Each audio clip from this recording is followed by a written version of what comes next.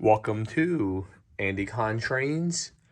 Thank you all for the positive feedback, new subscribers, and watching the videos. And last video, I discussed I was going to change over here and build a flat out of this building, but it turns out it's such a cool building. I don't have anything like this. So the last week or so, I completed the building. And as I started the building, I looked over here and said, you know what? I'm going to take all this stuff out that's here and make it flat. And I just had to move that switch up, really, to accommodate the loading dock and all. It's a Champion meat packing plant. It can be anything, honestly. I'll eventually decal everything and have names for stuff. And then, like, the building here, I'll go back and do some more detail work. This building I decided to build at weather as I was building it with all the windows out, just a little easier. This back here, that brick building, I might move that. I might just do some foliage hills as a background, because this is supposed to be a rural area still, even though we're in a rear yard. It's nothing a big deal. I don't want to glue backgrounds or invest in backgrounds yet. We plan to move in 5 years, so I might not go too crazy with certain things down here.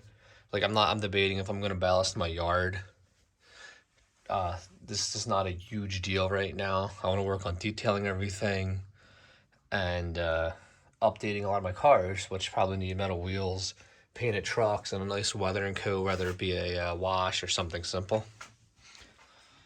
But once again, here's this building. I don't have any other buildings like this, I don't think. I just did this simple thinned out white glue, white cheap craft paint. And then I did a little bit more detail with some Vallejo and the mini brushes. Nothing crazy, just simple basic wash methods.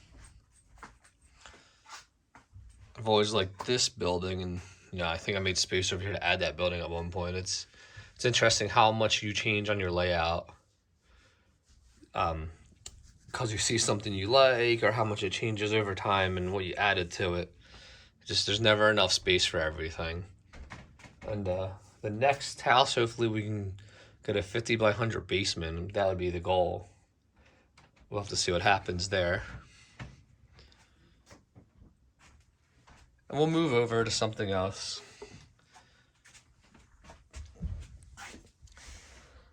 So even before I got an HO, I've always eyed up the J1.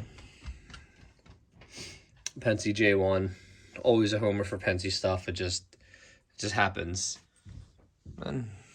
And Cabin Fever had this, and I kind of totally forgot about it. I stopped over at my parents one night after work, and my buddy Rick texted me. And he goes, "Hey, that J1's only $170." Bid, so I bid in 174, whatever the next number was, and no one bid it. So after fees, it was $200. I wasn't too happy about the shipping price, but the shipping price was all good because when I got the box finally, I got it around New Year's, so it took a while for them to ship. And I opened the box, and it's brand new, never opened, never ran, even had to put the boilerplate on. This is the original run Broadway Limited stuff with the QSI decoders in them and sound. For what I paid for these QSI models, they're just really good runners, really strong pullers, and they're smooth. The detail is nice, and I don't have a ton into these QSI original Broadway runs.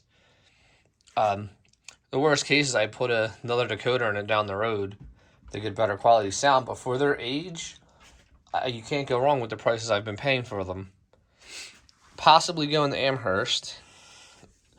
I'm probably going to look for a K4 original run if they did make one. I got lucky with this one. Like I said, I'm $200 in. I'm not going to talk about shipping, but it was brand new in box. Oiled it up. Runs great. I've only put a short line on it just to make a quick video earlier. I'll make a video tomorrow. But overall, if you can find these cheap enough and you don't care that they have older decoders in it, they're excellent engines. They don't have smoke units, which I'm fine with. I don't need that. So, however, I believe there's more weight in the front of the boiler, and that's what makes them even better pullers than the newer models. So if you see these, don't be afraid to buy them. If you can get them for $200 or less, you're ahead of the game. And worst case, you put a decoder of your choice in them. That's going to be my plan down the road. For these M1s, probably definitely. One of them, definitely you can hear the age of the speaker. Other than that, nothing much has changed on the layout. I'll continue to work in other areas and probably make an inventory list of what I should get at Amherst. That'll be my first time going. Hopefully I can make it there. I'm not going to go if the weather's crappy because I'll have Timonium, Maryland the next week. That's always a killer show for anybody in the area of Maryland. It's just north of Baltimore, kind of. It's definitely worth going to if you're an HO or N scale. They've getting a little more O for the O scale folks. But that show has never been a disappointment, and it's always fantastic. That's 2 hours for me. I think Amherst will be 3 nonstop. Hopefully we can do it in 3. We'll find out.